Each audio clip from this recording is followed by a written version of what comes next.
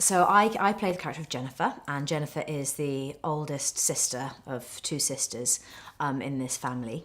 And the film is really about a family who come together for a weekend to spend some happy time together before they all leave on Sunday evening. And they know that when they leave on the Sunday night, the mother is going to take her own life because she has a degenerative neurological disorder called ALS, and she doesn't want to live her life as a person who's being fed through a tube and can't speak and can't do anything for herself. And so this is really a story about how a family deal with those very extreme emotions, how they cope, and they obviously all cope in extremely different ways. And as a family, they're not dysfunctional, but they're like any other family. You know, they don't see each other all the time. They have issues with one another from time to time. And actually through the course of the weekend that they spend together, because of this very sad thing that is about to happen, they actually all work through stuff and become a lot closer. Well, this was a really interesting one for me because I was taken more by the story than actually the character initially. Excuse me. And normally for me, it's the character that kind of grabs me, and then it's usually, you know, the director as well. Kind of the two things go hand in hand with that. And obviously, I was very attracted by the idea of working with Roger Michell, and he and I have known each other for about 14 years. But weirdly, we've only shot an American Express commercial together. We've never actually done a film together or a piece of theatre. And there've been a few things that have kind of almost happened, but for a variety of logistical reasons just kind of never quite came off. And so when this came along and the stars sort of aligned in terms of timing and things, it just felt like the right thing for me at this time in terms of working with Roger and in terms of the story as well, because I actually about 18 months ago lost my own mother, and so all of those emotions and actually building up to her passing away, which we knew was coming and she knew was coming as well, and she had cancer, so it was obviously a very different situation, but I've actually found it very hard to go back to work since she died. And so in a strange way, I think for me, subconsciously, there was part of the closing of that chapter a little bit, as much as one ever does close that chapter. I don't think one does, but it's a process grief. And so I sort of have a particularly keen experience of grief at this time in my life, and so I have been through this intense level of communication and what it means to be a family and supporting each other through something as devastating as the loss of a parent, the loss of a mother. So it just sort of spoke to me immediately. I thought, yes, actually, I think I probably need to do that.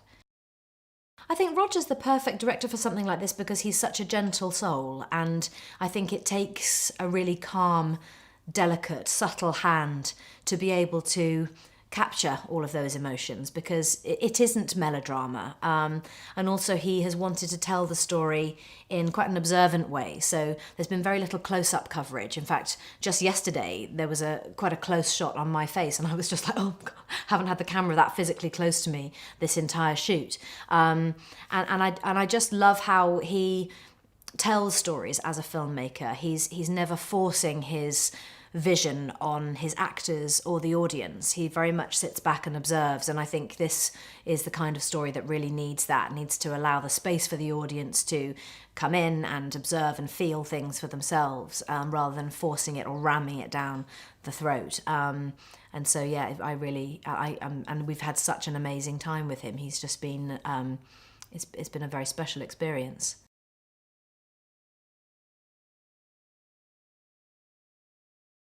Well, it's been a dream for me because I live about 2 minutes away, so it's been quite bizarre in that sense. I've actually walked to work, and it has been an actor's dream. It really has, and you know, I've said that before, but this time I truly, truly mean it. And the group of actors that we've had, it's just been so special, very, very, very unique. You know, we have become a little family, and you know, you just kind of have to read each other's mood each day, and you know, you sort of let each other go through whatever it is that is happening in that moment. You know, the emotion of this film has been so specific to each one of us for very different reasons. And so there've been days when I've just been crying all the time, all day long, because, you know, the scene has triggered something for me, or for Susan, you know, same thing. And it's a sort of an oddly indulgent thing that happens when you're an actor, is that, you know, you do get to indulge in all of these emotions, and sometimes it can be a little bit embarrassing. You know, you think, oh God, here I am, you know, sobbing in a corner. But actually, to be in a group of people like this who just get it, and, you know, you can just kind of quietly go and sit somewhere and get it all out, and then reboot, and then go back in and jump back into character again.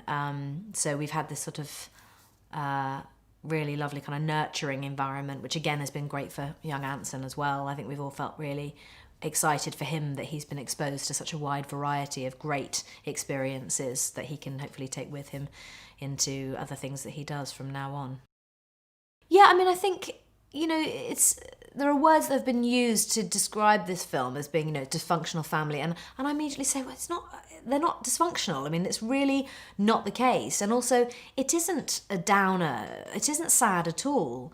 And I know from my own experience that there are things that can happen when you're dealing with grief and death that can be sort of alarmingly suddenly quite amusing, and you think, oh my God, well, we can't possibly laugh now, you know, this is just a terrible thing is happening, but that's life, you know, and I think we've integrated those very real things into the film, and yes, it is, in a way, it's uplifting because it's so human, it's so extremely human. And there aren't endless scenes where people are sort of sobbing over a dead body. In fact, there are none like that at all. There are more scenes where people are sort of laughing and sharing, or fighting, you know, families row, you know, that happens too. And those things we've been very careful to map out in the story and include those very real, raw things, because, you know, when you go through death and grief and loss of a parent, you are at the very, very edge of your own emotional limits. And it's a place that you've never gone to before, hopefully, and may hopefully never have to go to again. And extreme things take place, extreme tears, extreme laughter, extreme, you know, everything is extreme and intense. And we've had to find ways of layering all of that in without ever weighting it down in anything that actually is labelled as grief, you know. So I think we've definitely laughed more than we've cried, that's for sure.